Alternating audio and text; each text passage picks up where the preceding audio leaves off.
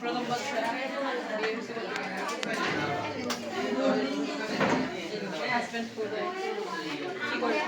দেশে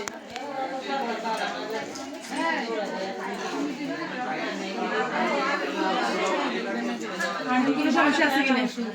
কোনো সমস্যা না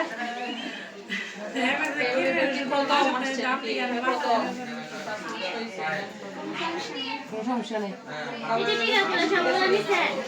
টিকিট কিনেছে তো সব দিন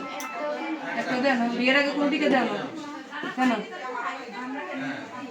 বিয়ের আগে একটা টিকট চান্টি যদি প্রথম অবস্থায়